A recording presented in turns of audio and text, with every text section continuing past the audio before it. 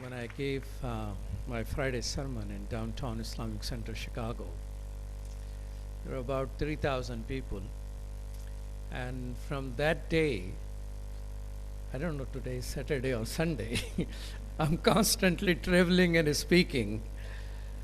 And I was just wondering what's the impact of lunch on the audience, and what speakers before lunch were very brief.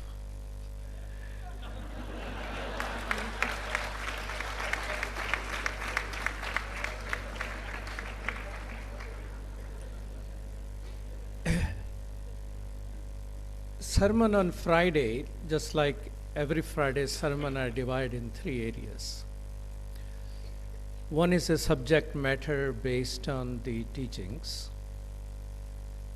I would start with some verse of the Quran, explain that, and then how Prophet Muhammad, peace be upon him, followed and practiced that.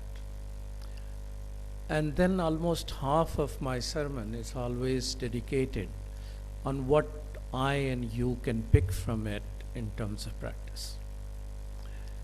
Now, people of preachers and priests and imams and monks and swamis, unfortunately but rightfully, are blamed for speaking too much.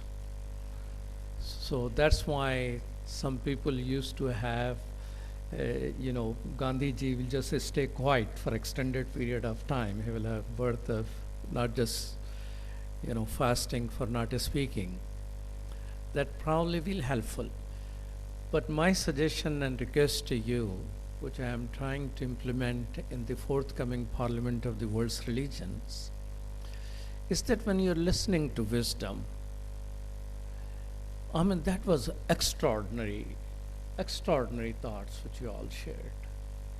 I was deeply impressed, took extensive notes, and I have desired to open up my laptop. Actually, I take more notes because paper was limited, and paper normally I lose. So extraordinary wisdom flowing from talking about Jesus, peace be upon him, Zarathustra, peace be upon him, and Buddha, peace be upon him, and Prophet Muhammad, peace be upon him, and all the great Swamis and Ramakrishna. Extraordinary wisdom. Now, where will this wisdom will go in our life? That's where the challenges and questions come from. And many of them dwelled on that. But my request to you is that if you still survive the rest of the conference, have a pen and paper, or maybe your laptop or iPad or whatever phone you have to take notes. Not only notes of the wisdom of the sages, but also what can I do with it? Where does it fit in my life? If hunger, roti, kapda, makan is being talked about, how much of it I have, or the wisdom you share of simple life, in which we consume less and share more and do not waste. How do I implement it in my life? What can I reduce today? What can I commit to reducing tomorrow?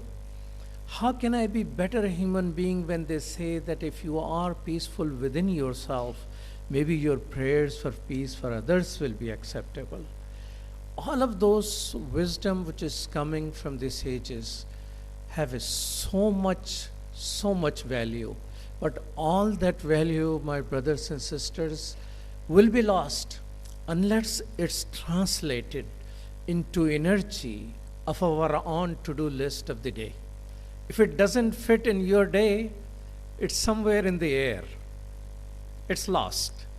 So please gather the wisdom through your pen and paper for yourself, and maybe if you have a family, for your family, if you have students, for your students. So whatever wisdom we gather, it becomes part of us. We become stronger. Somebody said that religions, people who are known to do bad things, said they have only touched religion a little bit here and there. If they go deeper, they'll be more calm, more thoughtful, of other people's humanity. So thank you so much for being so attentive. Thank you so much for your love for each other. And thank you all for extraordinary wisdom. I wish I have opened up my laptop, but I was afraid of opening up technology on this stage. Thank you so much.